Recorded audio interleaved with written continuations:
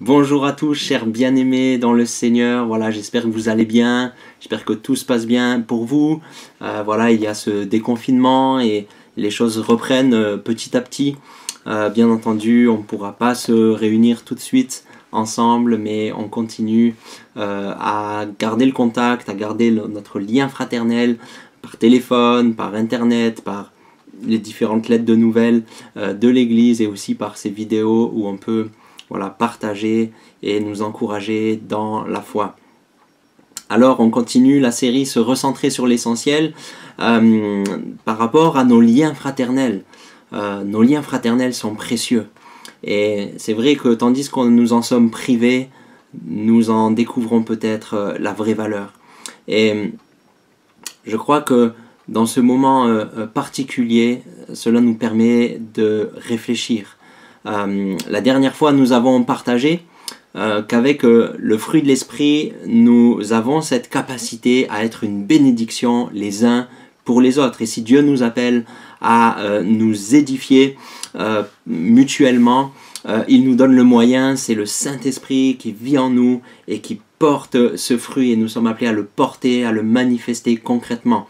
Et à cela s'ajoute, deuxièmement, les dons que le Seigneur nous fait dans sa grâce pour nous édifier les uns les autres. Porter le fruit de l'esprit, c'est mettre en œuvre la vie abondante que le Seigneur nous donne, qui rejaillit sur les autres. Comme dit Jésus, de l'esprit qui est en nous, des fleuves d'eau vive couleront de votre sein.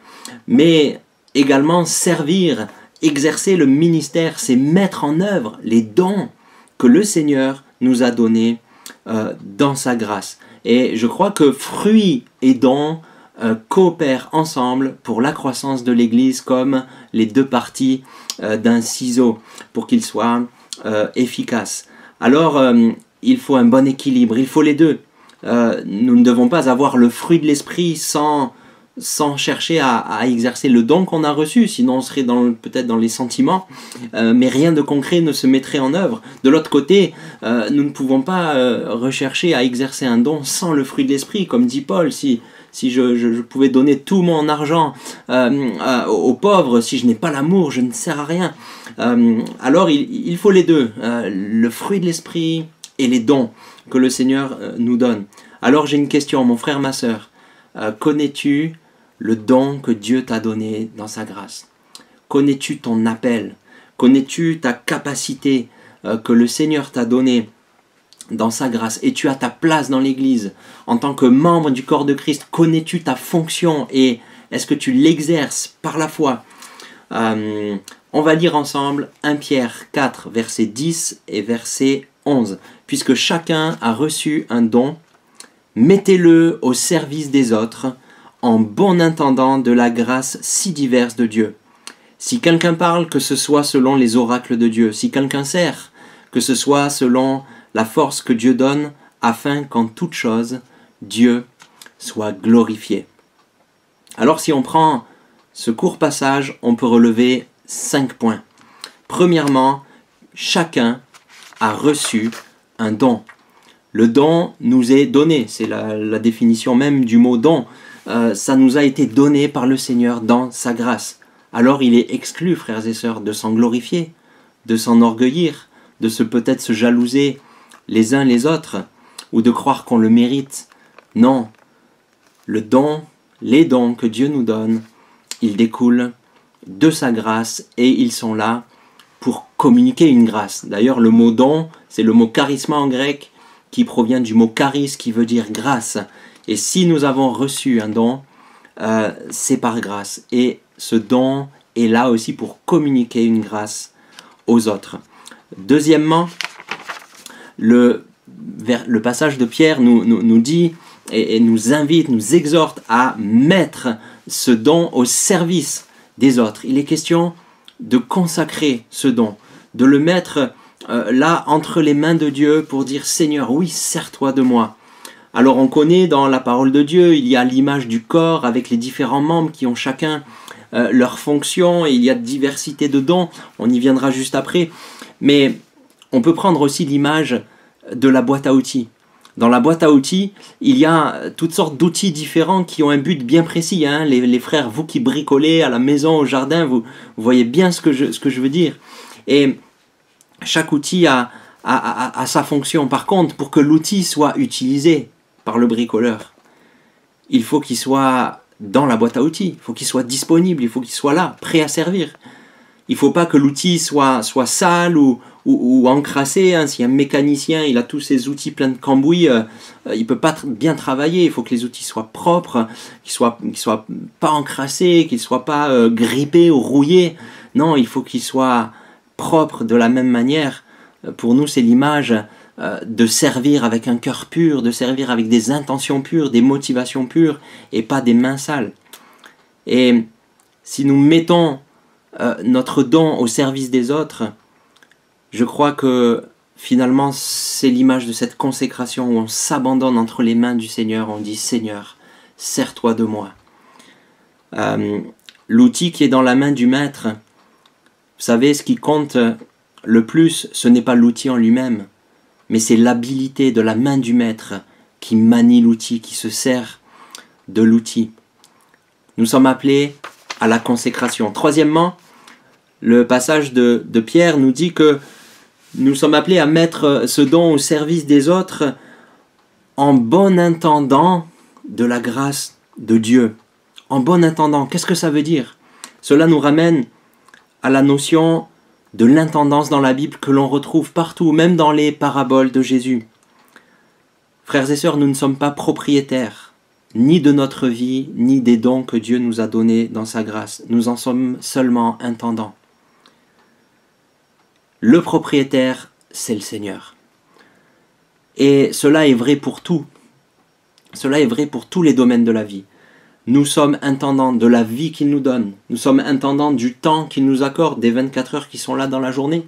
Nous sommes intendants de l'argent que le Seigneur met à notre disposition pour que nous puissions vivre. Et notre argent lui appartient.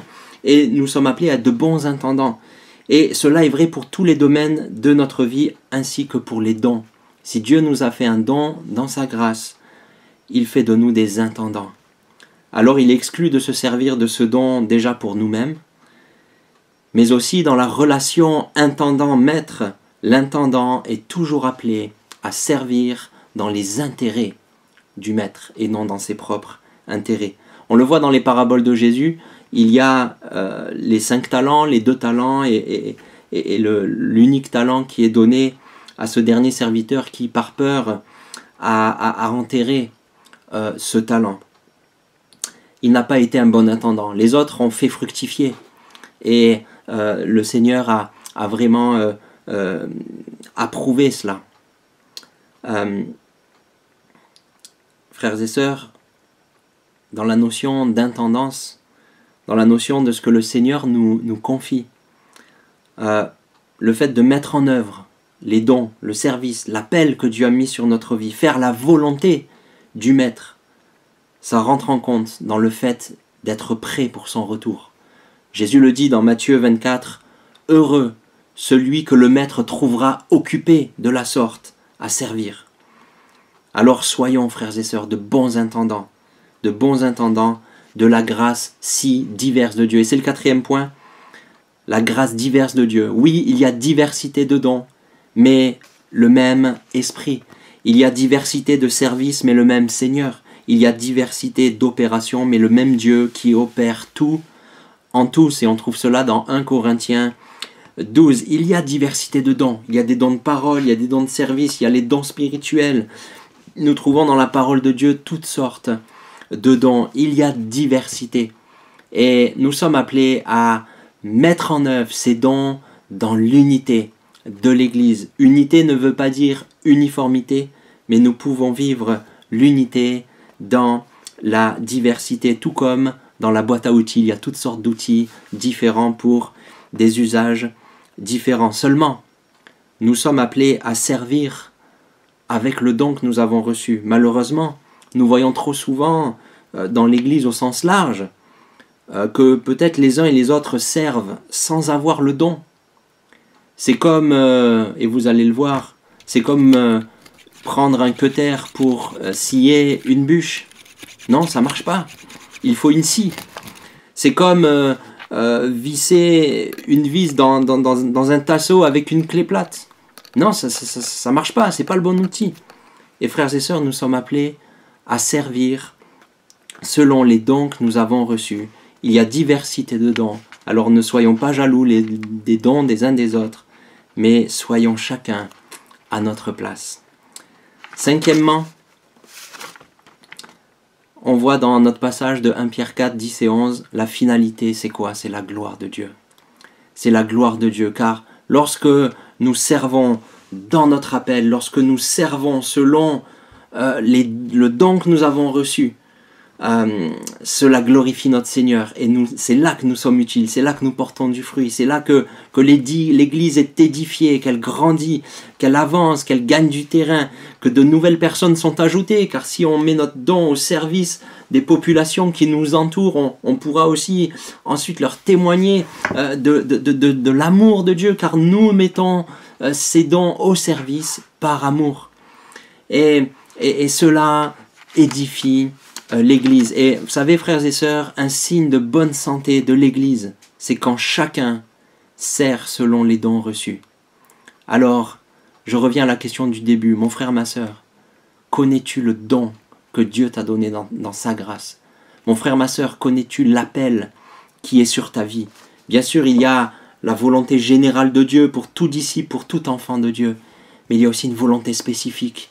Il y a un don, il y a des capacités que toi tu n'as, que l'autre n'a pas.